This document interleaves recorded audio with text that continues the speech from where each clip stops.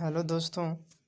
भारतीय इतिहास में संकल्पना एवं विचार इसका पार्ट 2 देखते हैं, जो कि आयोग के न्यू सिलेबस में बताया गया है। प्रश्न एक है, किस दर्शन के अनुसार वास्तविकता में सब कुछ पुरुष और प्रकृति से उत्पन्न होता है? ऑप्शन ए है सांख्य, ऑप्शन बी योग, option C Nyaya, option D वैशेषिक। आंसर है ए सांख्य।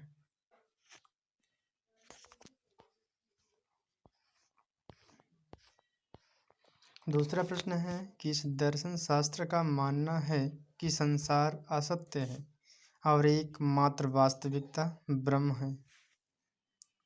ऑप्शन ए न्याय, दूसरा वैशेषिक, तीसरा ऑप्शन सी मीमांस, ऑप्शन डी वेदांत। आंसर है option D Vedanta.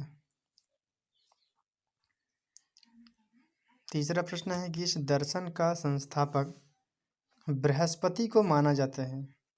Option A Ajivika, option B Vaisheshika, option C Nyaya, option D Charvaka. इसका सही आंसर है ऑप्शन डी चार्वाक। चौथा प्रश्न है, प्राचीन वैदिक साहित्य के वेदों में किसको सृष्टि का मूल आधार कहा गया है? ऑप्शन ए ऋत, ऑप्शन बी सभा, ऑप्शन सी समित, ऑप्शन डी स्मृति ग्रंथ। आंसर है ए ऋत।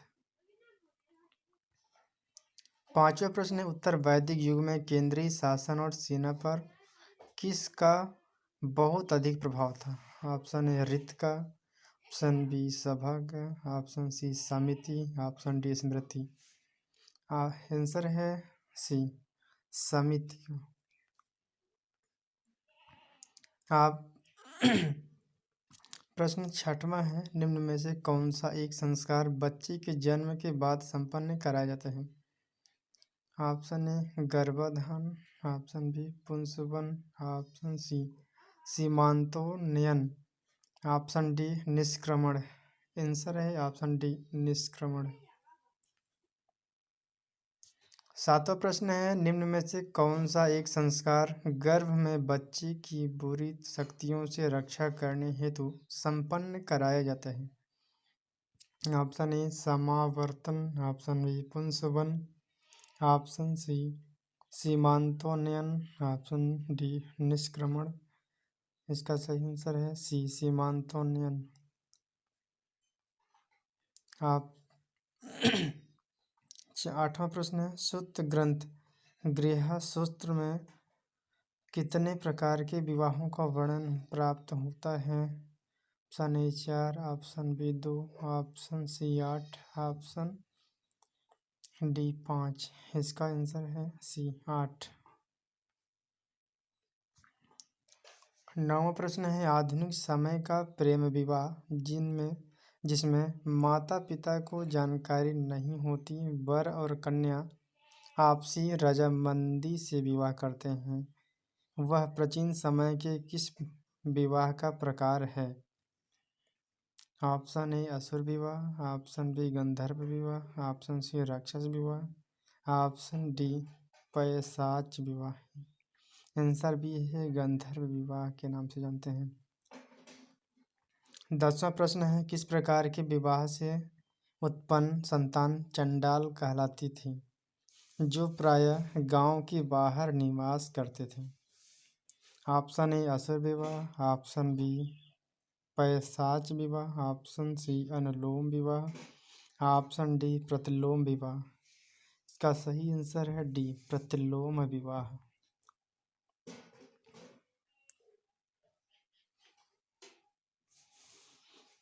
भारतीय इतिहास में संकल्पना एवं विचार से संबंधित कुछ महत्वपूर्ण तथ्य देखते हैं। संस्कार का अर्थ है परिष्कार या शुद्धिकरण। इसे किसी व्यक्ति द्वारा या समाज के योग द्वारा बनाया गया था। संस्कारों का उल्लेख गृह सूत्रों में किया गया है।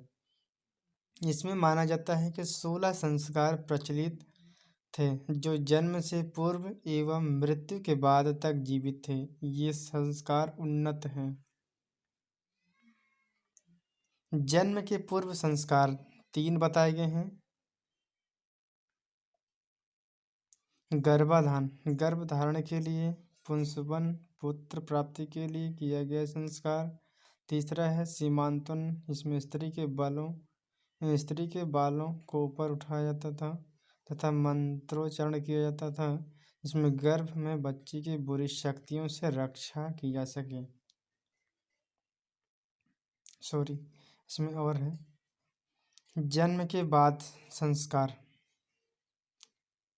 जात कर्म, जन्म के समय संपादित किया गया संस्कार। 5वां है नामकरण करना, निष्क्रमण, प्रथम बार घर से निकलने पर। 7वां है अन्नप्राशन, पहली बार अन्न खिलाना। 8वां है चूड़ा कर्म या मुंडन, सिर का मुंडन। 9वां में है कर्णवेदन, कानों का छेदन। 10वां है विद्यारंभ, शिक्षा आरंभ के लिए। उपनयन, यज्ञोपवीत, इस संस्कार के बाद ही बालक द्विज कहलाता था। इस संस्कार के द्वारा बालक को यज्ञोपवीत धारण कराया जाता था। वेदारंभ, वेदों की शिक्षा आरंभ के लिए। केशांत, सिर के मुंडवाना। समापवर्तन, यह संस्कार गुरु द्वारा संपादित होता था। गुरुकुल में शिक्षा समाप्त करने के पश्चात विद्यार्थी के घर लौटने से पहले यह संस्कार पूर्व संपन्न होता था और विद्यार्थी स्नातक कहलाता था। पाणी ग्रहण, विवाह संस्कार, शादी के समय। अंतिम या अंत्येष्टि संस्कार मृत्यु के बाद होता है। विवाह में देखते हैं कि गृहस्थ सूत्र में 8 प्रकार के विवाहों का वर्णन प्राप्त होता है। ये निम्नलिखित है। पहला विवाह देखते हैं कि ब्रह्म विवाह, यह आधुनिक विवाह का रूप था, जिसमें पिता वर को अपना घर मूल भाव कन्याएं देते थे। ये सबसे प्रचलित था। दैव विवाह, इस विवाह में कन्या का पिता एक यज्ञ का आयोजन करता था और यज्ञ करने वाले पुरोहित से अपनी कन्या का विवाह कर देता था। धार्मिक दृष्टि से इसे महत्वपूर्ण माना जाता था। तीसरा है आर्ष विवाह, इस विवाह में वर पक्ष वधु पक्ष को एक जोड़ा गाय या बैल देता था।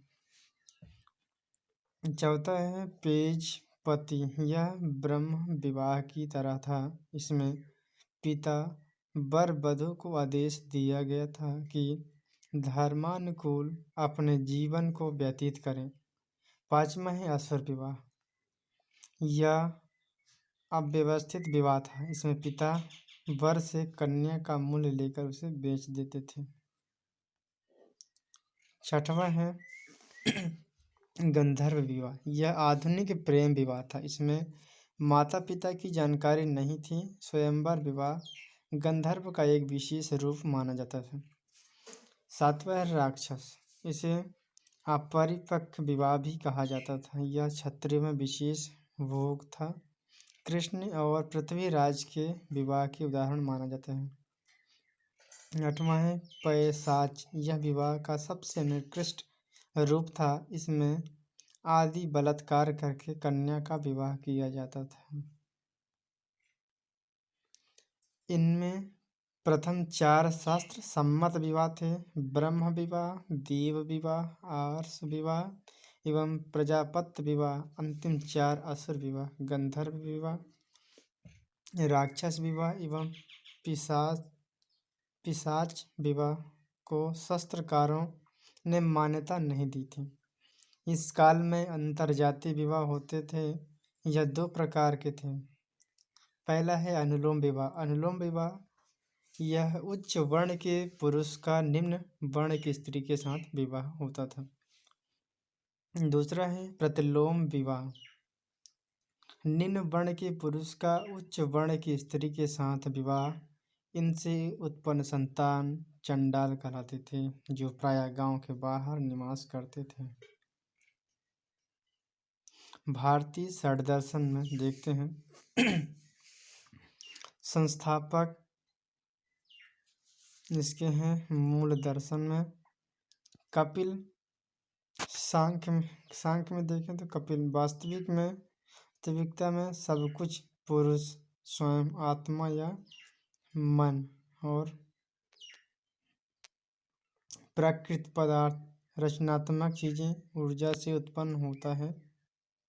पतंजलि में देखें तो योग तकनीकी शरीर, मन और इंद्रियों का नियंत्रित करती हैं, इसीलिए इसे स्वतंत्र या मुक्ति प्राप्त करने का साधन माना जाता है। गौतम, कोई भी चीज तब तक स्वीकार नहीं है जब तक वह तर्क और अनुभव के अनुरूप न हो। न्याय को तार्किक सोच की एक तकनीकी माना जाता था। कणाद कहते हैं कि प्रकृतवाद में अपनी अंतर्दृष्टि के लिए जाना जाता था। यह प्राकृतिक दर्शन में परमाणुवाद का एक रूप है। वेदों के प्रमाण में पूर्ण विश्वास रखता है। जैमिनी कहते हैं कि यज्ञ एवं मंत्र की शक्ति पर बल देना। बादरायण व्यास, इन्होंने अद्वैतवादी दर्शन शास्त्र का मानना है कि संसार असत्य है और एकमात्र वास्तविकता ब्रह्म है।